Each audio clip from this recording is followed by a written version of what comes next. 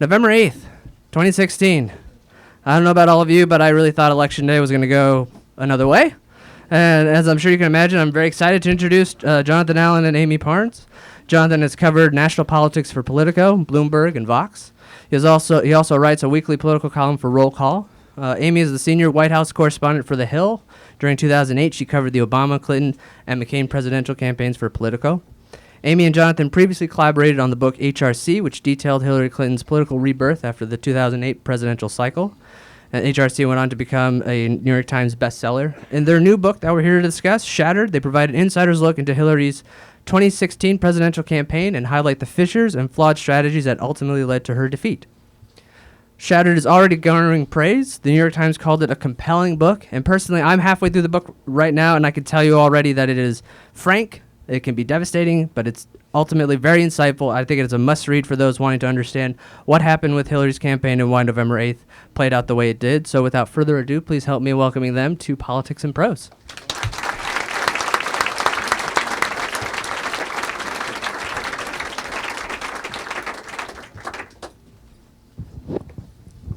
Good evening.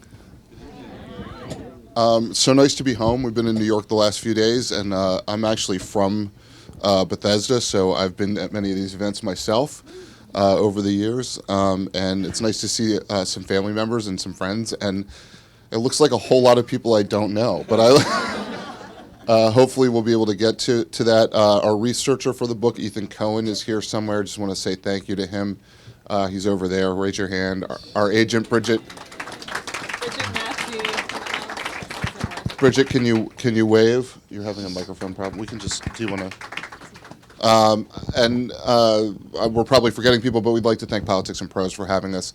We love independent bookstores, as all of you obviously do. So please buy not only our book, but everybody else's here. Our plan here is we're going to read just a little bit of the book, 200-300 pages or so. A couple of pages of the book, and then we're going to actually kind of interview each other for a few minutes about this book and the process, and then we'll open it up to questions. We're going to just read the first few pages of Chapter 7. Amie, do you want to? Sure. It's a chapter entitled, "I Was Certain We Were Going to Lose." Bill Clinton was pissed off. He hollered at John Podesta loud enough to be heard through the walls of the little anteroom he'd laid claim to on the 10th floor of the historic Savory Hotel in downtown Des Moines, Iowa. It was the goddamn pundits he was watching on TV. They were getting it all wrong again as the results of the Iowa caucuses trickled in. Hillary was leading, but it was going to be tight. OMG, Wolf Blitzer said on CNN. It doesn't get a whole lot closer than that. That assessment invited parallels to Hillary's 2008 loss to Barack Obama. It was, in Bill's view, an absurd comparison. After all, that had been a three-way race, and she was still likely to come out the winner on this night, not the third-place finisher. But journalists saw an upstart challenger competing with her in Iowa. And déjà vu was a hard storyline to resist. The outcome tonight ensures that this race is going to go on for months and months on the Democratic side, Blitzer's colleague Jeff Zeleny reported that night from Sanders' headquarters. The perception all along had been that Hillary was such a prohibitive frontrunner heading into the Democratic nomination fight that she should have cleaned up easily. Bill had a much different perspective. Iowa had never been Clinton country, and Hillary had increased her share of the caucus return from under 30% in 2008 to 50%, give or take a little, in 2016. Plus, unlike Obama, Bernie was tailor-made for Iowa. The state is overwhelmingly white, littered with colleges, and decidedly working class in its cities. Even if Bernie managed to eke out a victory, this was Hillary showing strength, not weakness. Why couldn't they see the difference? On one level, it was just another of Bill's routine fits about television personalities. He'd cursed out Tim Russert's name after the Meet the Press host had declared Obama the winner of the 2008 primary in May of that year. But it was another sign of him of his inability to tamp down his emotions at pivotal moments in his wife's political career. At the start of the day, he'd gone for a walk with his aides to try to release some of the building stress, and at one point he played Oh Hell, a combination of the card game Spades and Bullshit with them. He was a protective husband and a concerned Democrat, and now he was shouting 8 years of pent-up frustration at his longtime friend and advisor. Oh yeah, this really doesn't work. All right, we'll go with this one. When Bill had spent himself, Podesta calmly walked into an adjoining space that was part of the Clinton suite for caucus night. There, amid Hillary's phalanx of anxiety-ridden consultants, he found the man he was looking for, Iowa State Director Matt Paul. Balding, bespectacled, and in his mid-40s, Paul had left his job as communications director for Agriculture Secretary Tom Vilsack to run Hillary's operation in Iowa. He had been with her at stops across the state for the better part of the year, and he had served on Howard Dean's presidential campaign in Iowa. And as a former aide to both Vilsack and Senator Tom Harkin, Paul knew the state's electorate as well as anyone. Podesta beckoned Paul with a quick but pointed nod. You go in there and deal with them. Paul gathered himself and walked in to find the former president sitting in a leather chair. Bill was wearing a suit and a pair of leather gloves. His arms were crossed. Even if the yelling hadn't been audible through the walls of the boutique hotel, it would have been clear that he was in a foul mood. His eyes were fixed on Paul. If there's ever a time to make sure I know my shit, the staffer thought, this is it. Bill fired questions at him. What's still outstanding in Polk County? What about Johnson County? And how about Cedar Rapids? Paul walked Bill through the state and where caucus results still hadn't been reported, county by county. Slowly, the president's anger subsided, even if his anxiety didn't. Hillary had gotten out to a lead consistent with where her team thought she would be heading into caucus night. She was up a handful of points, but Sanders was steadily closing in. After Paul briefed Bill, the two men repeated their conversation in the nearby room where the rest of Hillary's team was nervously assessing the situation. Even in front of the others, Bill bore down on Paul. One source in the room noted a marked shift in Bill's personality. Usually when you're with him, he's a storyteller. On this night, he was just an information gatherer. He wanted to know what the staff didn't know and why they didn't know it. It's actually much harder to figure out who's winning in a caucus state, and particularly in Iowa, because the results aren't measured in votes cast. Instead, they're reported as a number of state delegate equivalents based on the proportion of the vote that each candidate gets from his or her performance at the caucus locations. The numbers can come in very small fractions. Over and over, Paul gave updates to the former president, or more often, reports that weren't meaningful updates, but remained upbeat, if not rosy, about Hillary's chances of pulling it out. Paul concluded that what really mattered was which caucus sites in Polk County remained unreported. If they were in the core of Des Moines, Hillary was screwed. If they were outside the city, she would win. Pollster John Anzalone, who also knew the state like the roads around his Alabama home, looked at the same numbers and got a bad feeling. He back-channeled to Podesta while Paul was reporting to Bill. This is not getting better, Anzalone told Podesta. This is going to keep going down. He could potentially overtake us. Spoiler alert. You may know how the Iowa caucus has ended. She ended up winning. She declared victory, and Bernie Sanders declared a virtual tie. We go into all that in there. Please buy the book. So I think what we're going to do for a few minutes now is ask each other a few questions. This part's fun for us because we try to ask each other questions that we don't know the answers to. When you work with someone for 5 years, they're like your roommate. You kind of know them in and out. And so I kind of like the down the hall like co-ed dorm. Yeah. You know everything. I love you, them. honey.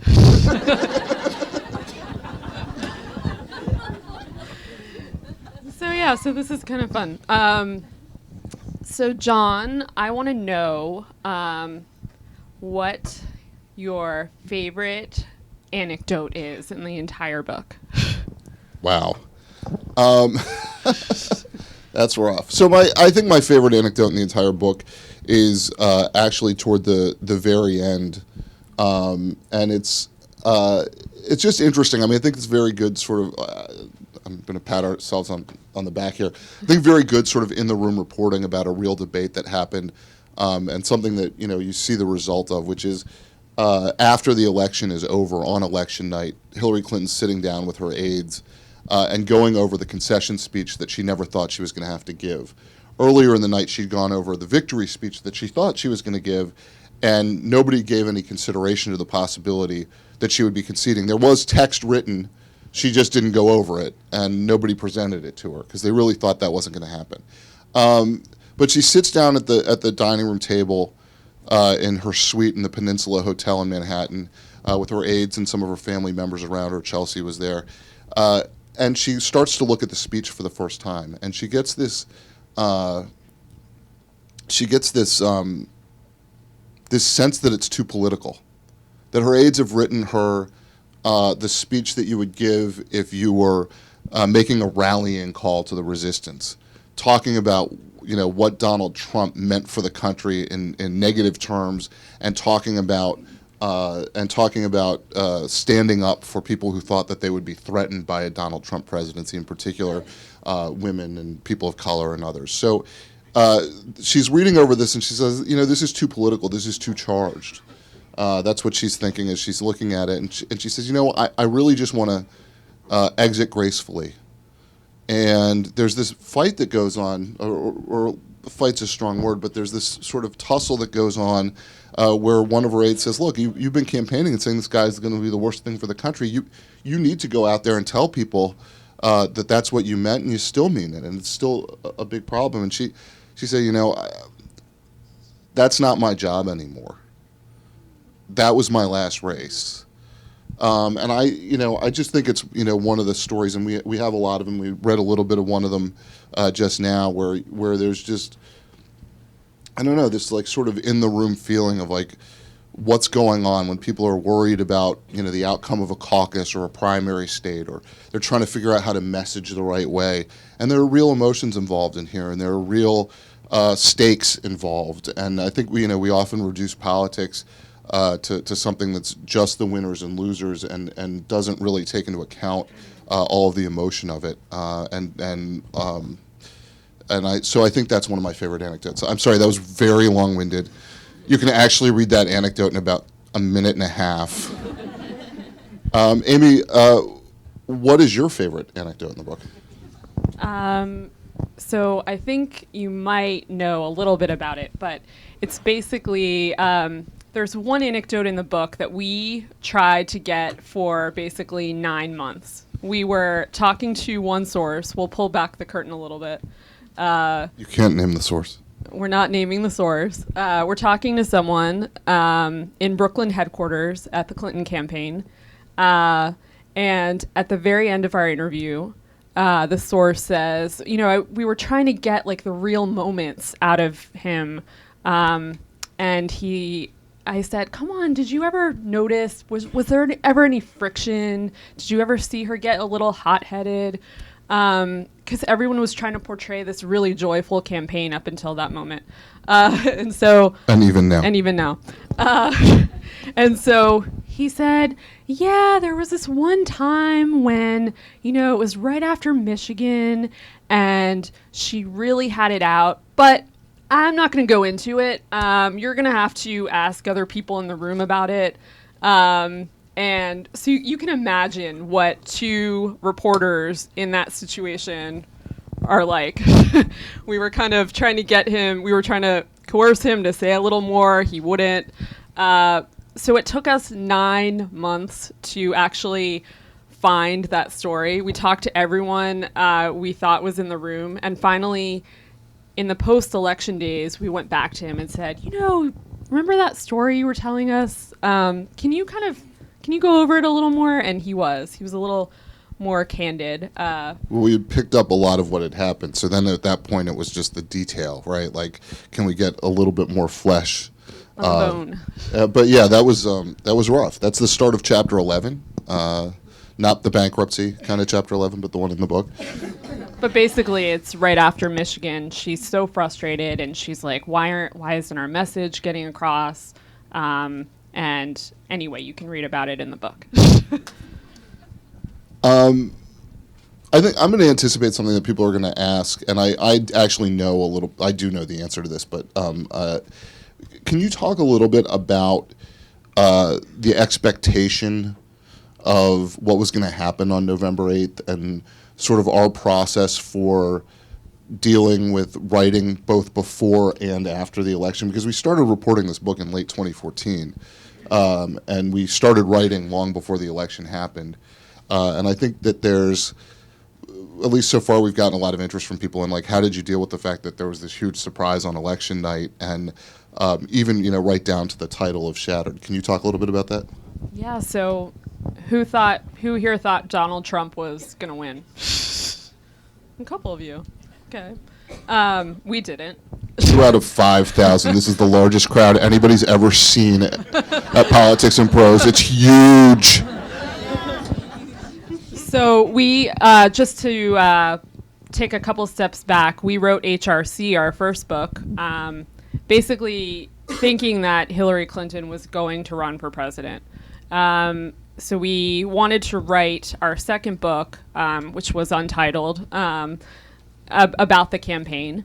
And so we went into it, and we were talking to lots of sources that we'd interviewed on the first book.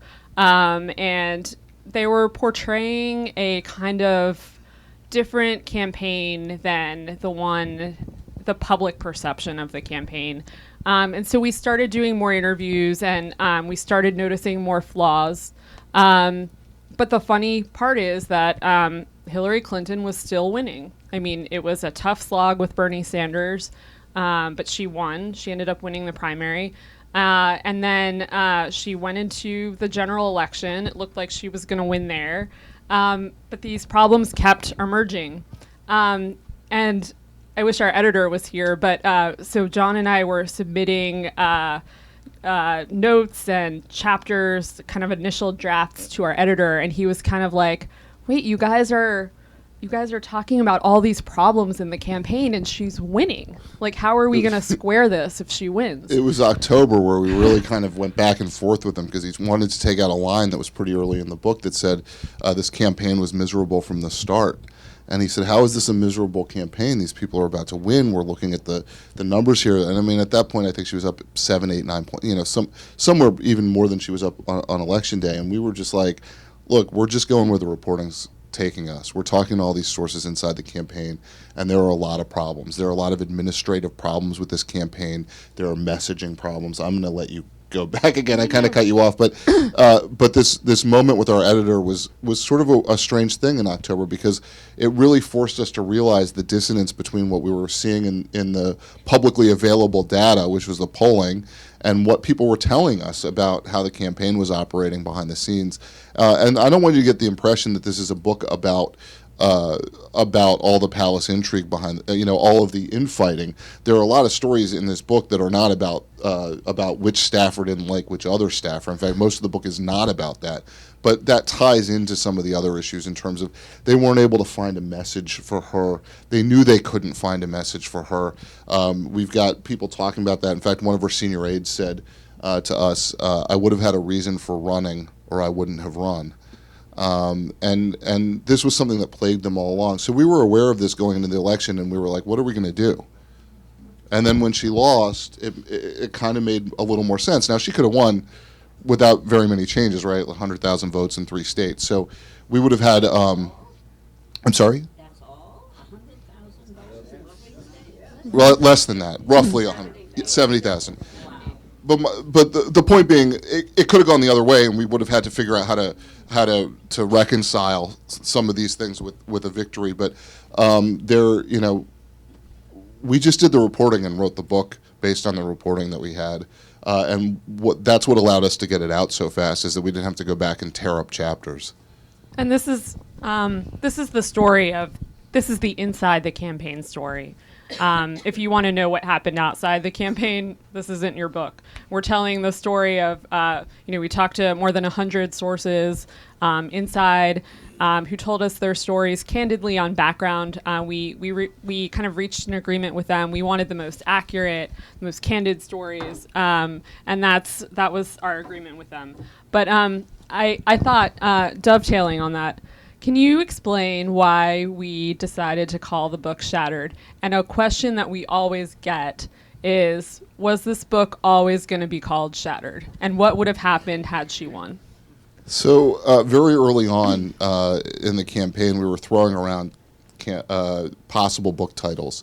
And the idea was we were going to come up with a list of if she wins and a list of if she loses. And we kept going through, these possibilities. And one of the early ones that we kind of liked was Shattered because we thought it would work either way. But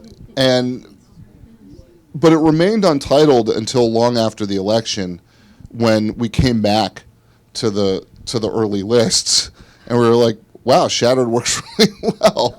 In this case, but we also thought had she won, it would have, the symbolism of the glass ceiling, that would have worked equally well. It was but it made so much sense for the loss. So and I think we spent a lot more time on the subhead, the inside Hillary Clinton's doomed campaign, than we did the Shattered part. And then a lightning round question. Oh, all right, one lightning round question. Okay, 2. What's your favorite quote in the book, and what is your favorite chapter title? I don't even know what's in this book. Did we write this? My favorite chapter title is, I'm going to start that way if that's all right, But It Looked Great, which is a chapter about the Democratic National Convention and the sort of upstairs, downstairs nature of what was going on, or in front of the curtain, behind the curtain, and all of the difficulty that the Clinton campaign was having, making it not look like Bernie Sanders people were disrupting the convention, making it not look like that on television. And also, additionally, at the same time, there were these huge struggles with Hillary Clinton's speech. One of the sort of motifs of this book is that the speech writing becomes sort of a metaphor for the difficulty, the struggle. We say message because it's an easy term to throw around, but basically the struggle to define what it was she was going to do with the power of the presidency in very clean terms. She was for a lot of things, but it was not. I think for a lot of voters, it was not easy to digest. And we go through some of those machinations in the speech. But at any rate, that's my favorite chapter title, is "But It Looked Great," because that was sort of it was a sort of a facade of, turmoil behind the curtain and calm in front of it. Favorite quote? I don't know. I'm lost. I think my favorite quote is actually from her talking to President Obama on election night. He calls her after she's conceded to Donald Trump, and she doesn't want to take the phone. She realizes this is the consolation call, and she winces visibly. The people in the room see her sort of recoil when Huma Abedin, hands her a phone and says it's the president. She takes the phone and she walks away from the table where she is with her aides and kind of into another room, and they can hear her say as she walks into the other room, "Mr. President, I'm sorry." And I think that "Mr. President, I'm sorry" is my favorite quote of the book, because it's such for somebody who lost a campaign, who lost her second campaign, I think you really feel that moment of realization and devastation. And I think, it's probably the moment in the book where the character of Hillary Clinton, and in real life where Hillary Clinton is probably the most sympathetic. There are a lot of reasons why she's most sympathetic at that moment, and some of them are reasonable reasons, and some of them are probably not reasonable reasons. But I think that it's a kind of a powerful moment in terms of her as a sympathetic character. So, what is your favorite chapter title? What's your favorite quote? I should have had an answer ready, knowing You that did I that was going without- to ask you those questions. What's the capital of Guatemala? It's easy.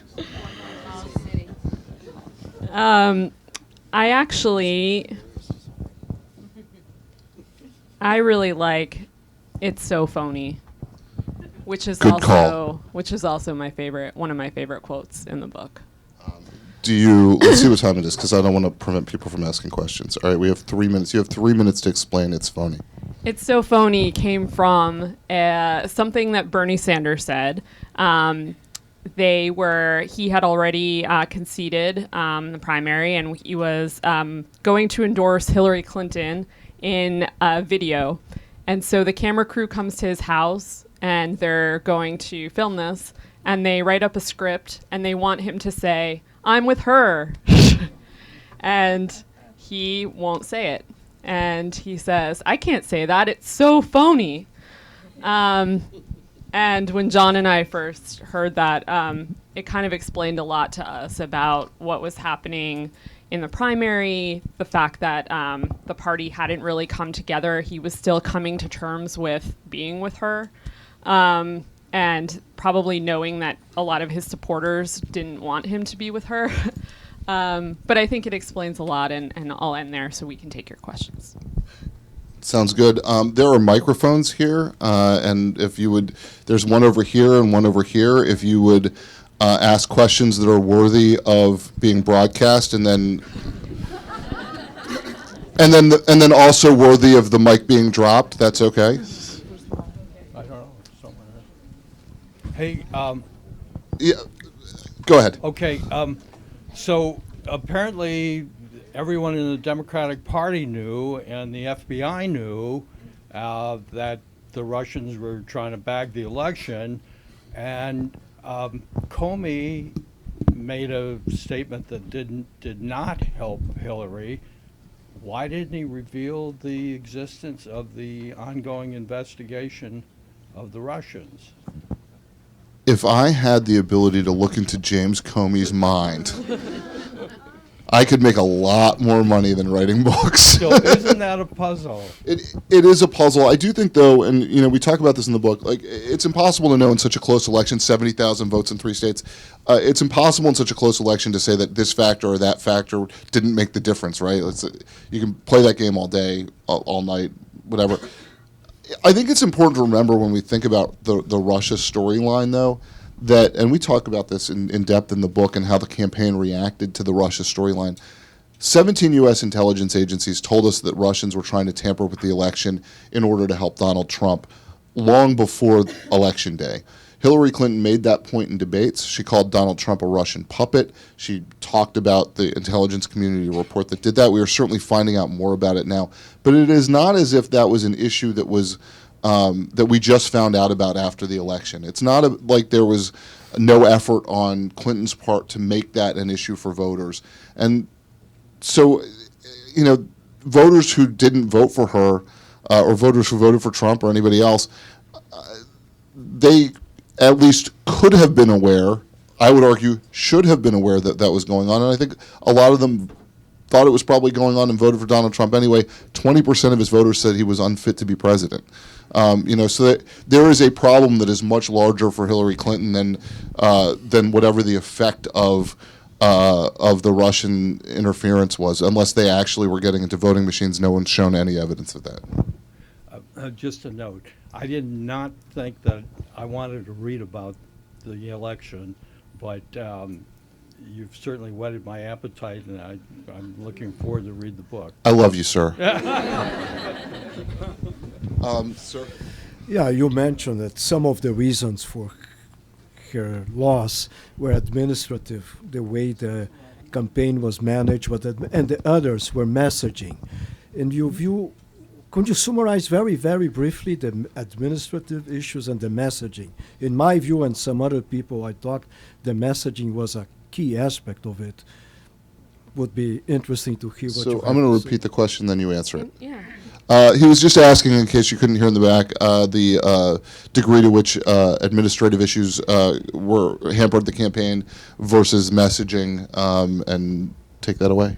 So very early on, there was a messaging problem that we learned. When Hillary Clinton was kicking off her campaign, she did a big speech on Roosevelt Island in New York. And John and I report extensively on this one particular speech because it sort of depicts the problem that was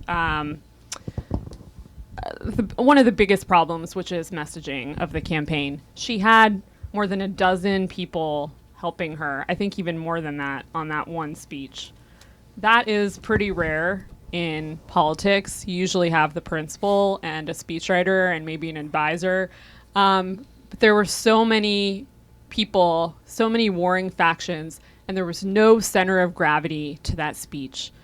And we interviewed people who were involved in it. And actually, one of our chapters is called "Or I Wouldn't Have Run." Like, if I didn't have that basically the context of that messages of that sentences, I would have had a message, or I wouldn't have run.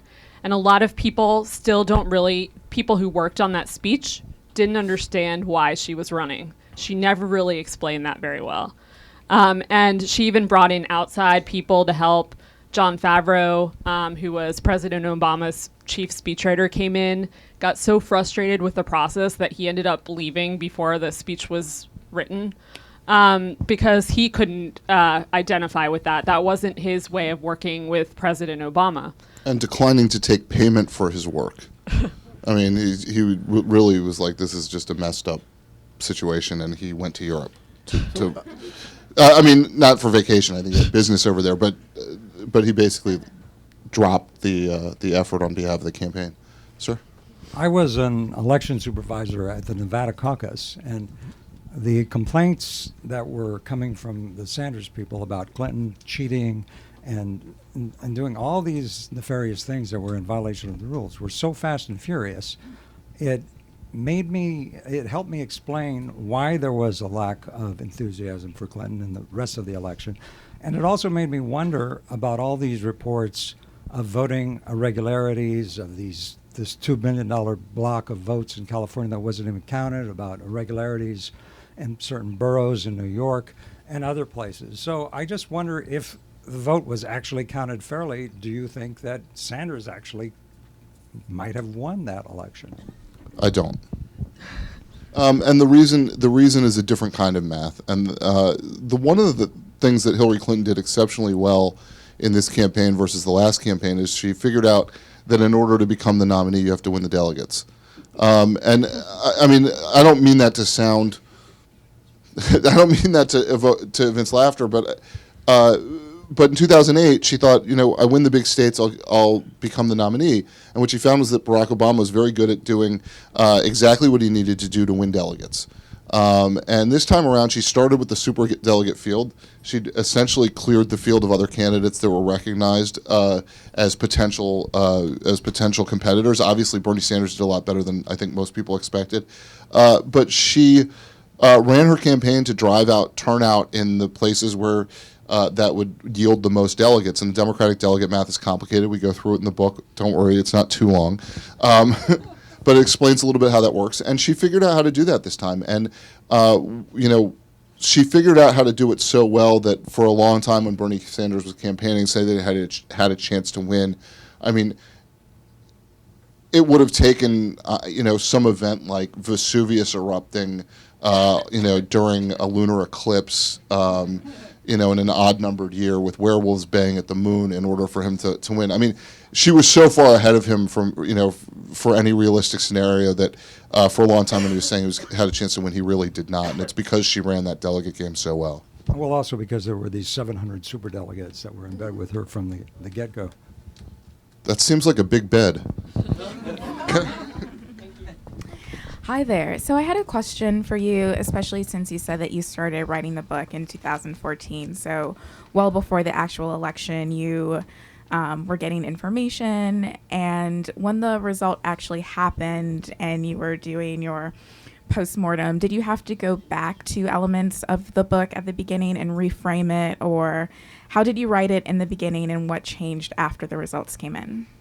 That's a really good question.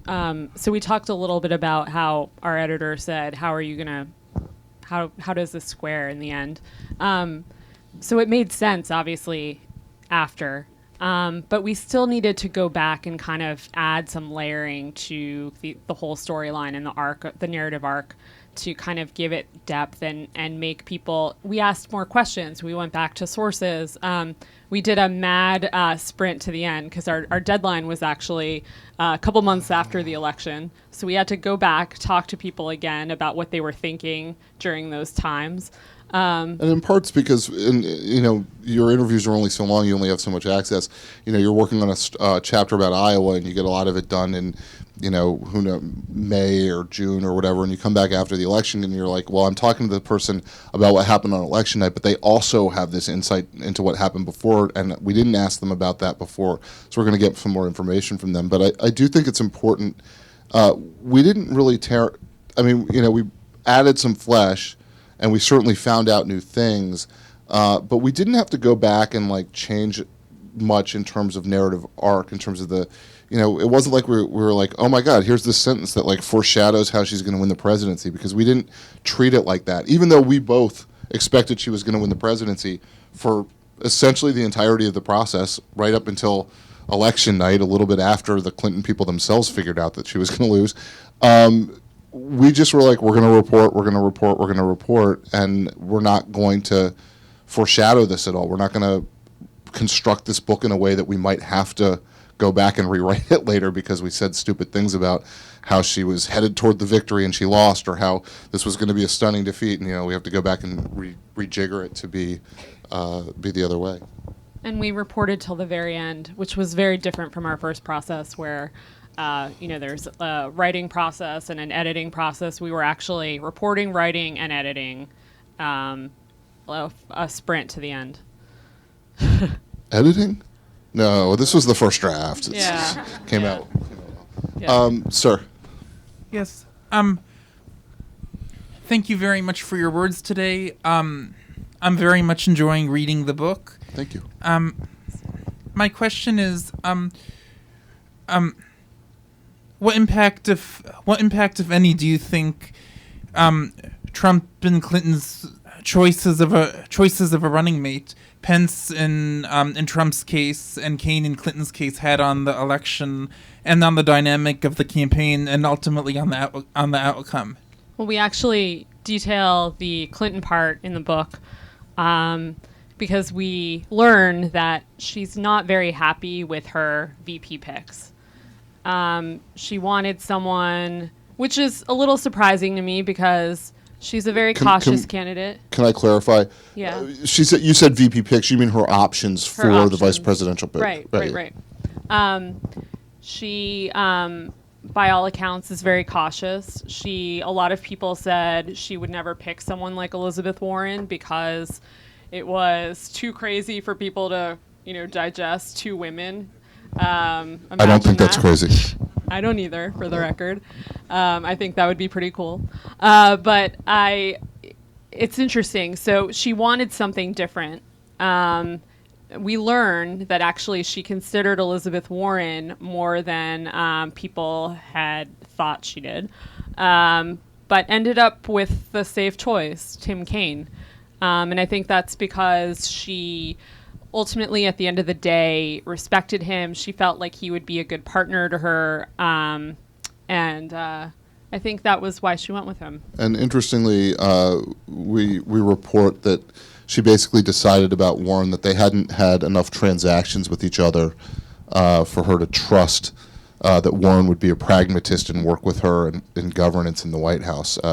But Warren sort of catapulted up the ranks of the short list right at the end because Clinton was looking around thinking, I don't really like, I don't love the idea of Kaine or Vilsack or Cory Booker, and so she's like, I need more, and she ends up meeting with Warren and decides that Warren should kind of go to the next round, but ultimately it doesn't happen. It's probably good for Warren's reputation with her base that Hillary Clinton felt like she wasn't transactional enough. So that's a great question right here from the front. Why didn't she go with Sherrod Brown? There were people inside the Clinton campaign who felt that Sherrod Brown would have been a really good candidate. One of the things, and we talk about this in the book, one of the reasons that she didn't want to do this, and this goes to the whole idea that she thought she was going to be the next president of the United States, and was thinking more about governing and thinking more about what happens after that than necessarily how the vice presidential pick could help her gain voters. In Ohio, had Sherrod Brown gone onto the ticket and won the election, you would have had a special election in Ohio, and I think the Democrats in the state and on the national level felt that there wasn't a real thick bench of Democrats who could win statewide in Ohio, so they felt like they would likely cede that state to a Republican. Now, if you look at it in retrospect and you say, would the Democrats right now trade the presidency for that Ohio Senate seat, you would think that they would probably make that trade. And if they wouldn't make that trade, they should probably find another profession. We didn't answer the Trump part of the question, but just in terms of Trump, I think Pence was fairly stable among some of the people that were being considered on the Trump side, so I think it was helpful in that regard, and it certainly made conservatives happy to see Pence on the ticket. Sir? I had the opportunity to meet some of the administrative staff for Clinton. I was very impressed. The caliber, the quality was the best you could ever put together. What I've seen come out from the people who supported Trump, more or less his brain trust, is not very impressive at all. Could you comment on how someone with a very under-impressive organization was able to beat a very impressive organization? All right. Well, toward the end of the book, we've got this this thing about the KGB, the FBI, and the KKK. Now, I think that Donald Trump's basic message was that he was anti-establishment and, for lack of a better term, was a bit of a disruptor. Hillary Clinton, arguing against him, much like she argued against Obama in 2008, said, "I'm the steady hand, and this guy is too crazy." Now, I think that Donald Trump and Barack Obama should probably not be put in the same sentence a whole lot. And my guess is that most people who voted for either Barack Obama or Donald Trump, but not both, also think that they should not be in the same sentence. But actually, there's a fair amount of crossover, it appears, with people who voted for both of those two. I would imagine that the common element for the swing voter who voted for both of those two is that they wanted to change. They wanted change more than they wanted anything else. John Favreau, the former Obama speechwriter, calls it the F it vote, although he uses a four-letter word that I just didn't because my parents are here. They would never survive it. So,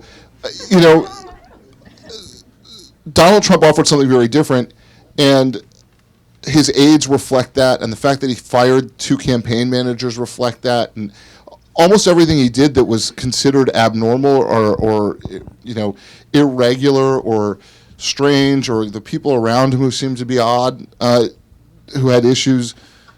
I mean, seriously, there are a lot of people that work for Donald Trump who would never work in any other White House. There's no question about that. Would never have had senior roles on campaigns. But all of that reinforced the message that Donald Trump was different.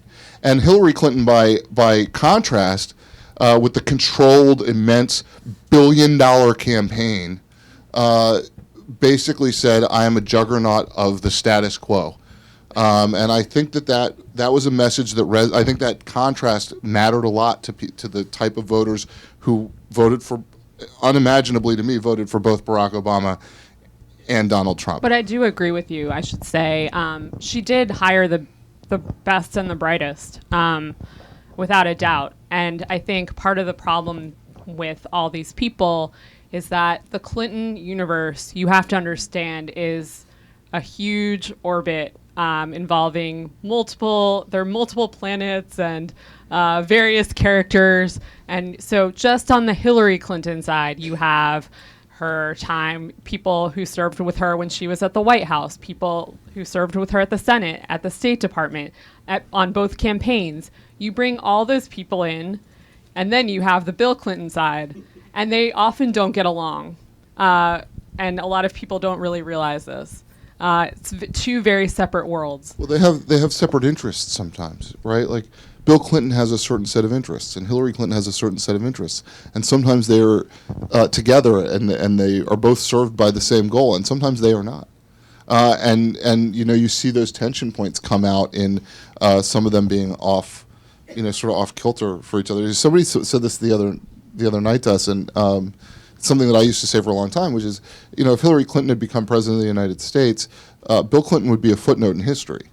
50 years from now, children would be learning about the first female president of the United States. And today, by the way, I look forward and I say, what is the long-term result of Hillary Clinton's run for the presidency? 40, 50 years from now, people aren't going to talk about what happened on this campaign, but they will say that was the first woman that won a major party's presidential nomination, and that was a huge achievement for her. And I think, we saw in some of these states in the Rust Belt that there were,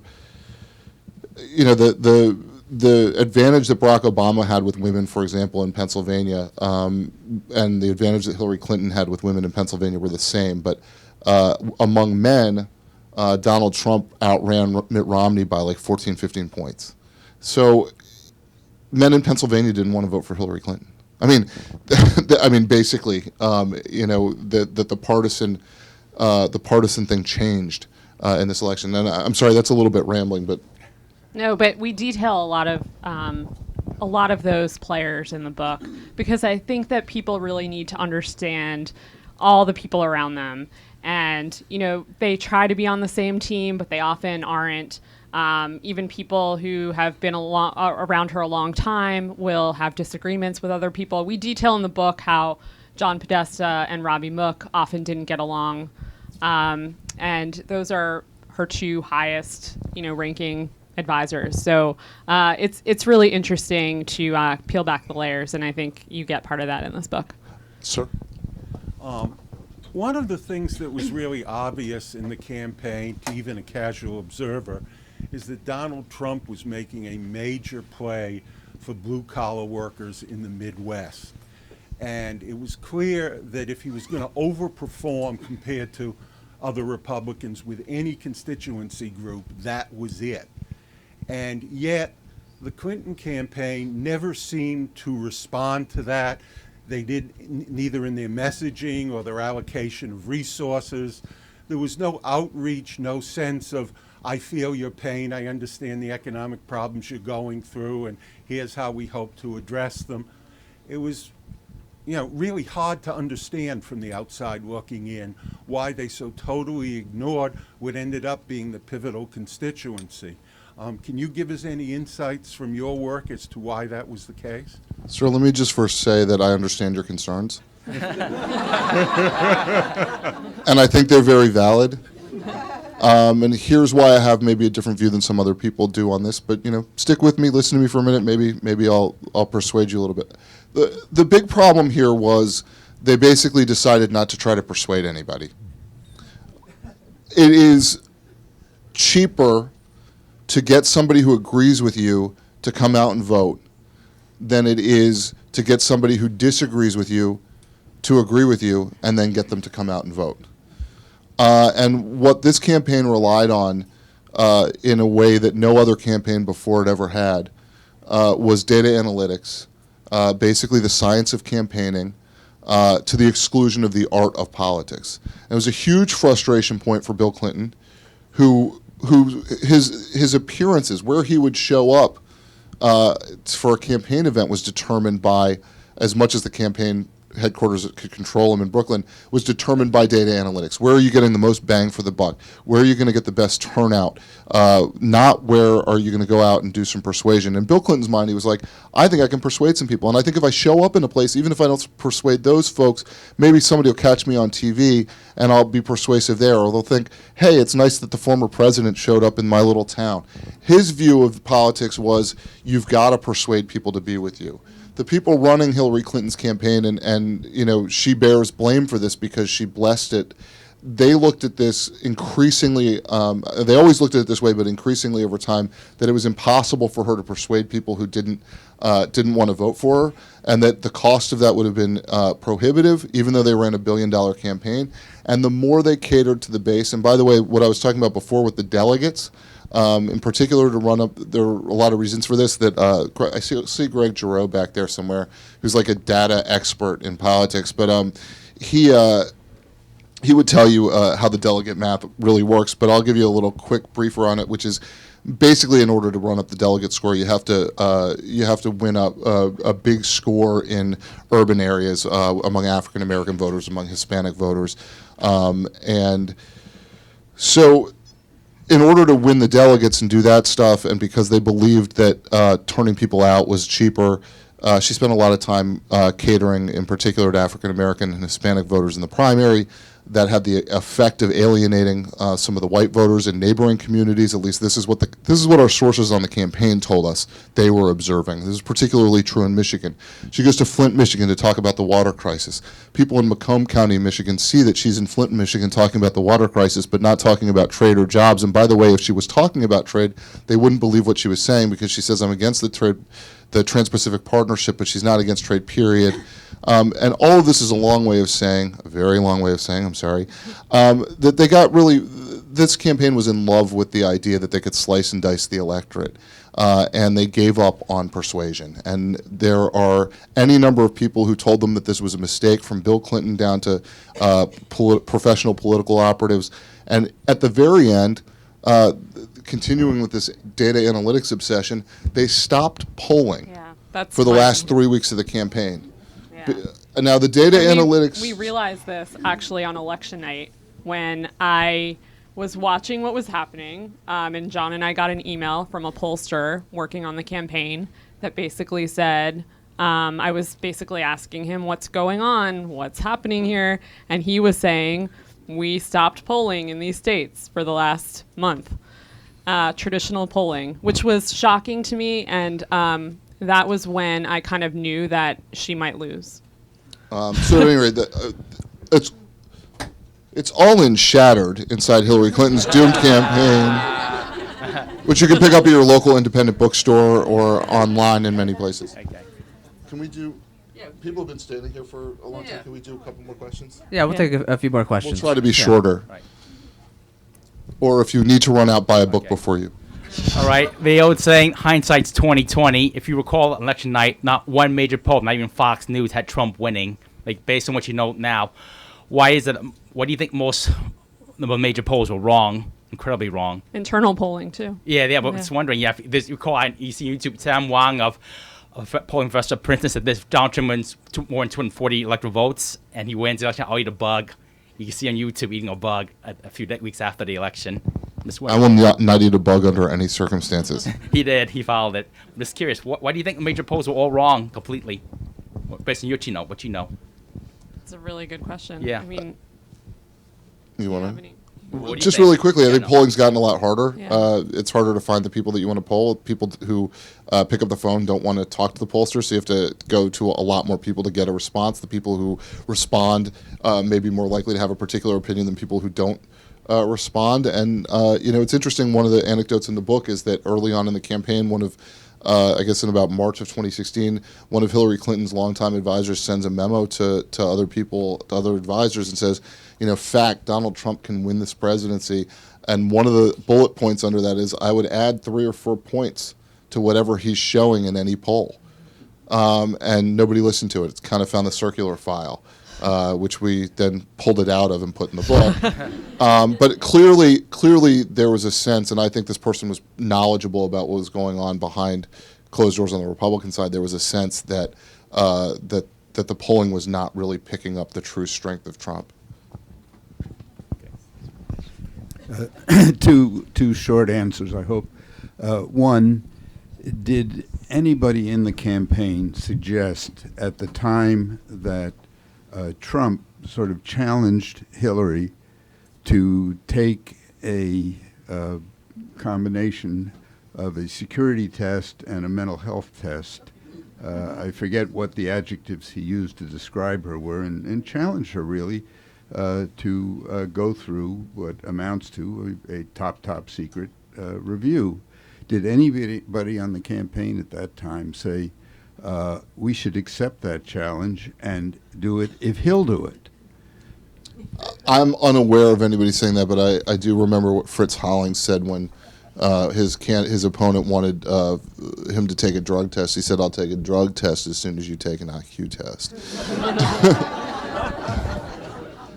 But we don't have any reporting on that particular discussion or if it happened. And similarly, just as a matter of fact, did the campaign have any standby plans for a quick change in candidates, either before the convention or just before the election itself, given the fact that there was always the possibility of something like Comey 2? Not aware of any contingency plans. But what we do reveal in the book is how some people were elevated secretly in the campaign. Some people had responsibilities taken from them. And that's really fascinating because from the outside, you saw John Podesta was the campaign chairman. Robbie Mook was the campaign manager. And we find out in this book that there's actually this thing called the Super Six, which we never had heard of before, but it's basically 6 advisors that basically shared responsibility and management of the campaign.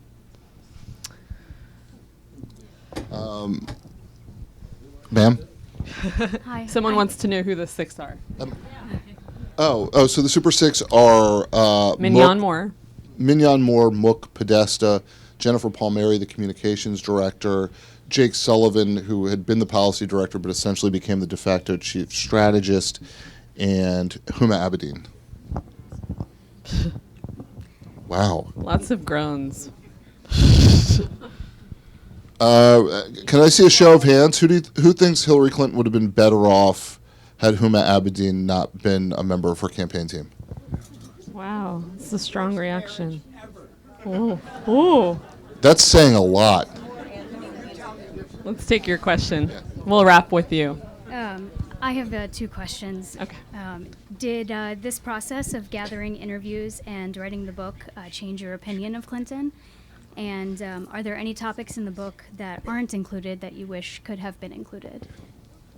It's a really good question.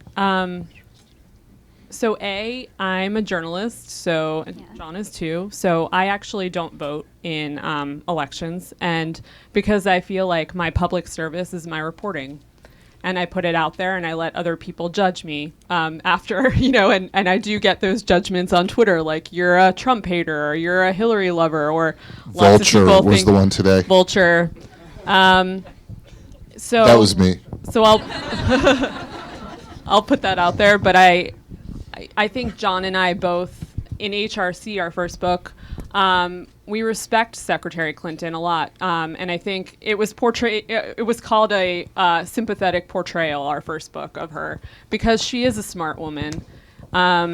She's a policy wonk. She knows policy better than anyone in the room. She is hands down the smartest person in the room, and I think that includes her husband. And I think we got a question last night when we were in New York about how management would have played had she won. I think management would have been it would have been a weak spot for her, as we kind of detail in the book, because of these things that we've talked about, because of the warring factions and all these things, and how she kind of didn't really pull it together and didn't know how to kind of do that. But I think that we both have a respect for her and what she's done. And what was the part 2? Part 2 was, were there any topics in the book, or not included in the book, that you wish you could have included? That thing's 400 pages. I think we got everything we had out. We really, we squeezed every bit of juice that for good and bad, And the one thing I will say is that, especially on Twitter, everyone thinks that we have an opinion. We went in this as journalists. We shoot from the hip. One book was a sympathetic portrayal. This book is, not.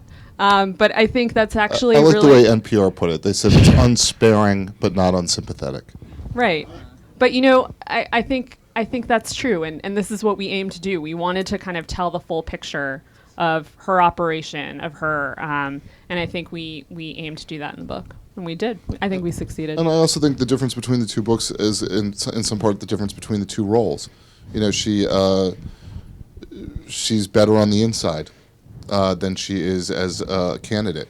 And I think that was reflected in writing a book about her as Secretary of State. She said and as much.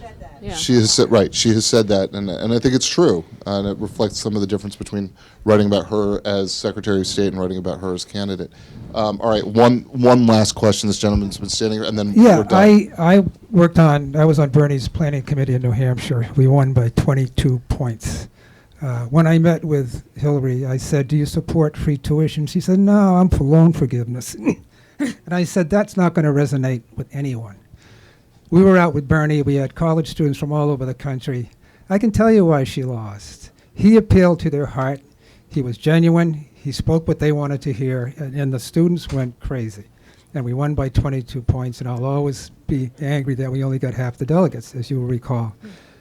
Hillary campaigned with her head, not her heart. And I think the basic reason was she could not connect where voters were. We actually have emotionally. a scene. We have a scene in the book where Secretary Clinton is flying with her confidant and longtime aide, Mignon Moore.